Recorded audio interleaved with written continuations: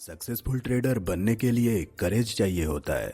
Try करने का करेज, fail होने का करेज, सक्सीड होने का करेज, और जब सिचुएशन टफ हो तब भी आगे बढ़ने का करेज।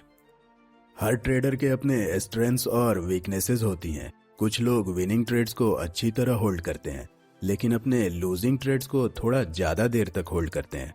दूसरे लोग अपने विनिंग ट्रेड्स को जल्दी कट कर देते हैं, लेकिन अपने लूजिंग ट्रेड्स को जल्दी एक्सेप्ट कर लेते हैं।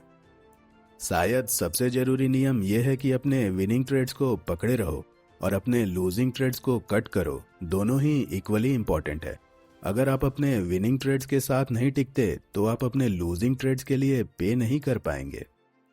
मेरे ख्याल से फाइनेंशियल डिसेबलमेंट का सबसे बड़ा कारण ये विश्वास है कि आप एक्सपर्ट पर भरोसा कर सकते हैं कि वो आपकी मदद करेंगे, जबकि इन्वेस्टिंग इंटेंस पर्सनल इन्वॉल्वमेंट की मांग करती है।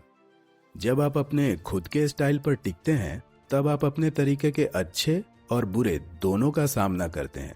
जब आप किसी और का स्टाइल अपनाने की कोशिश करते हैं तब आप अक्सर दोनों स्टाइल्स के सबसे बुरे रिजल्ट्स पाते हैं। ये मैं बहुत बार कर चुका हूं। अपने किसी भी एक आइडिया पर हमेशा अपने पैसे का 5% से कम लगाओ। इस तरह से आप 20 बार से ज्यादा गलत हो सकते हो। आपको अपना पैसा लूज करने में काफी समय लगेगा। मेरे ख्याल से सक्सेसफुल ट्रेडर्स के उच्च वर्ग में रहने के लिए एक असामान्य स्किल, एक गिफ्ट की जरूरत होती है।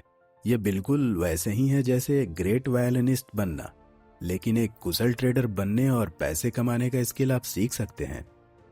मैं चार्ट, फंडामेंटल्स और मार्केट एक्शन से कंफर्मेशन ढूंढता हूं। मेरे ख्याल से आप इस तरह से दुनिया में कुछ भी ट्रेड कर सकते हैं। अंत में आपको पोजीशन को होल्ड करने और रिस्क लेने का साहस होना चाहिए। आपको ये समझना चाहिए कि दुनिया बहुत सोफिस्टिकेटेड है और हमेशा अपने आप से पूछना चाहिए कितने लोग बचे हैं जो इस पर्टिकुलर आइडिया पर एक्ट करने वाले हैं। आपको ये भी सोचना होगा कि मार्केट ने आपके आइडिया को पहले ही डिस्काउंट कर लिया है या नहीं। सबसे पहले फंडामेंटल्स को यह सजेस्ट करना चाहिए कि सप्लाई और डिमांड में एक इम्बैलेंस है जो एक मेजर मूव का रिजल्ट हो सकता है। दूसरा, चार्ट को दिखाना चाहिए कि मार्केट फंडामेंटल्स के डायरेक्शन में मूव कर रहा है।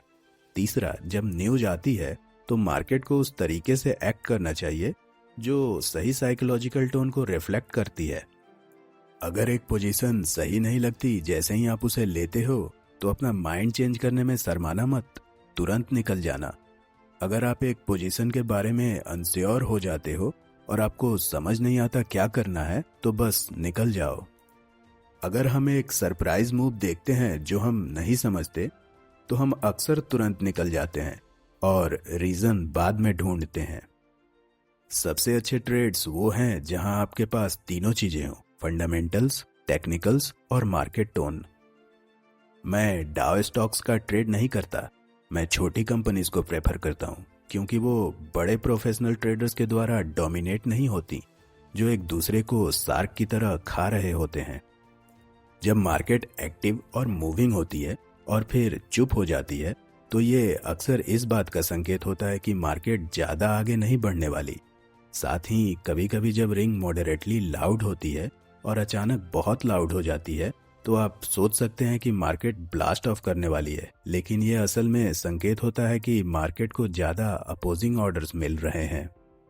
जब मैं जीत रहा था तो मैंने अपनी खुशी छुपाने की कोशिश की, और जब मैं हार रहा था तो मुझे ये सुनिश्चित करना होता था कि ये मेरे चेहरे पर नहीं दिखाई दे। मुझे नहीं लगता कि किसी ने कभी ये पकड़ा, लेकिन उस समय मैं एक मैनिक डिप्रेसिव स्टेट में था। कभी कभी मैं सोचता था कि शायद मुझे ट्रेडिंग बंद कर देनी चाहिए क्योंकि बार बार हारना बहुत पेनफुल था। फिडलर ऑन द रूफ में एक सीन है जहां लीड ऊपर देखता है और भगवान से बात करता है।